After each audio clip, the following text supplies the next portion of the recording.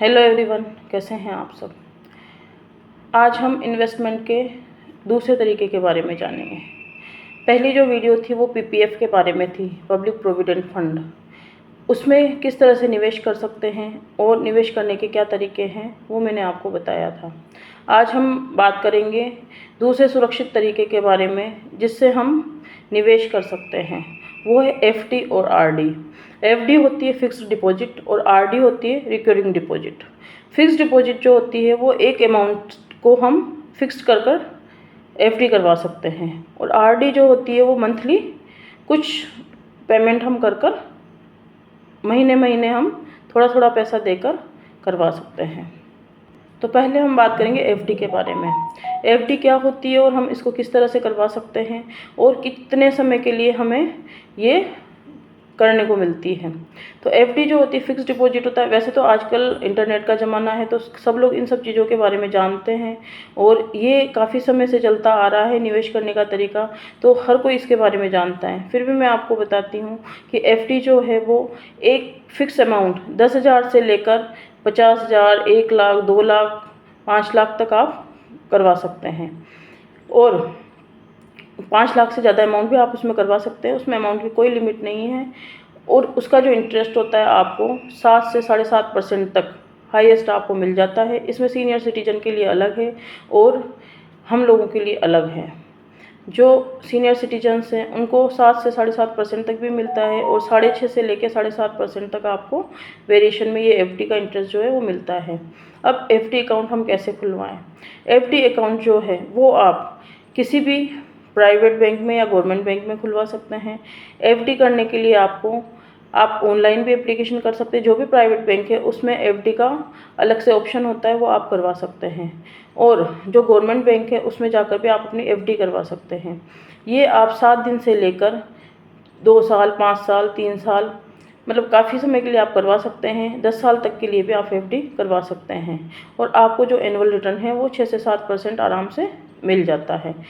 ये तरीका जो है वो सबसे सुरक्षित तरीका है। जिस तरह से पीपीएफ इन्वेस्टमेंट का सबसे सुरक्षित तरीका है, बस पीपीएफ में ये होता है कि हम 15 साल तक उस पैसे को पूरा नहीं निकाल सकते हैं उसी तरह से, किंतु एफडी में ऐसा कुछ नहीं होता है। एफडी की जो फ्लेक्सिबिलिटी होती है वो अच्छी होती है। आप 7 दिन की भी एफडी करवाते हैं या 3 महीने की भी एफडी करवाते हैं तो आप उसको प्री मैच्योर भी निकाल सकते हैं। आपको जब भी पैसे की ज़रूरत है आप एफडी तुड़वा सकते हैं और ये करना, एफडी करना भी काफ़ी इजी होता है और इसको निकालना भी काफ़ी इजी होता है और इसमें नो रिस्क होती है। किसी भी प्रकार की हमें रिस्क नहीं होती है। हम चाहे 1 लाख की करें चाहे 10 लाख की करें, हमें एफडी में किसी भी प्रकार की रिस्क नहीं होती है। हमारा पैसा डूबने की या हमारा पैसा को किसी भी तरह से हानि पहुँचे उसकी कोई रिस्क नहीं होती है।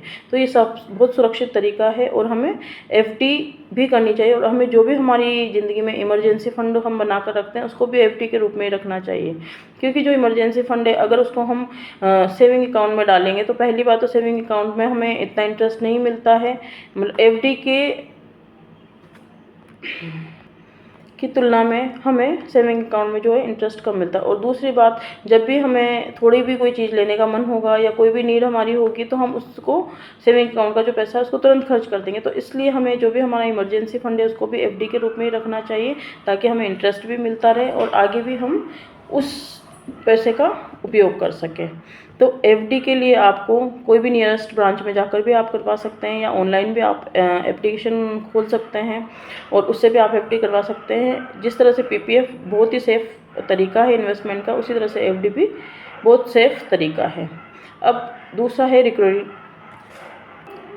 रिकरिंग डिपॉजिट, आरडी जिसको बोलते हैं। आरडी क्या होती है? आरडी होती है कि मंथली इन्वेस्टमेंट हम कर सकते हैं। जैसे मान लो मैंने 2,000 रुपये की आरडी कोई करवाई है तो हम हर महीने फ़िक्स तारीख पर मेरे अकाउंट से 2,000 रुपये कट जाएंगे।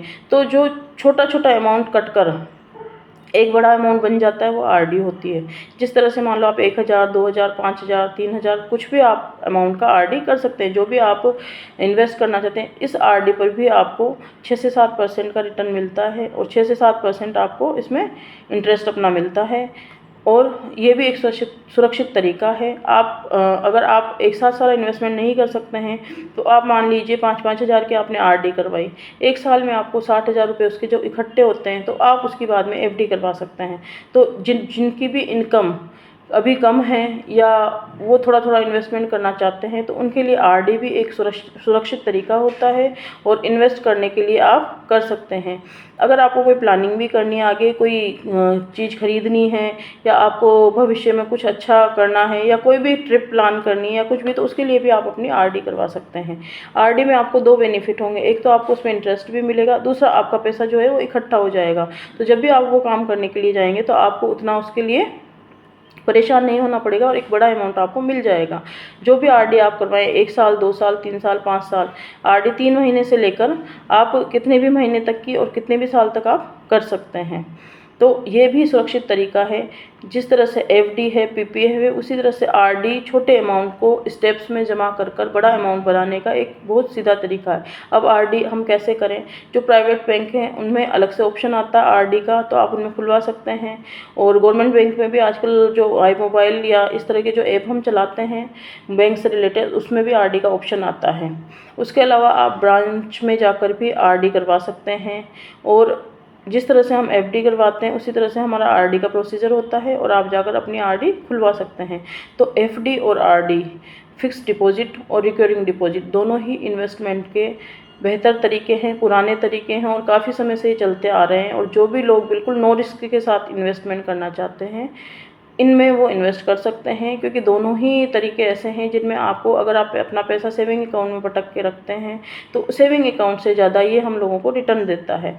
तो हमें एक इमरजेंसी फ़ंड की एफडी भी ज़रूर करवा के रखना चाहिए। और वैसे भी अगर हमारे पास कभी भी कोई बड़ा अमाउंट आता है तो हमें उसकी एफडी ज़रूर करवानी चाहिए। और छोटी छोटी जो चीज़ें हमें प्लान करनी है अपनी लाइफ में, कोई भी इलेक्ट्रिक आइटम खरीदना है या कोई भी गैजेट खरीदना है, मोबाइल खरीदना है, या हमें आगे भी कोई ट्रिप प्लान करना है या कोई भी काम करना है, तो हम उसके लिए भी आरडी का बेस्ट ऑप्शन है जो हम ले सकते हैं। और वैसे भी अगर हमें इन्वेस्टमेंट करना है, छोटा छोटा जोड़कर बड़ा बनाना है, तो भी हम आरडी का उपयोग कर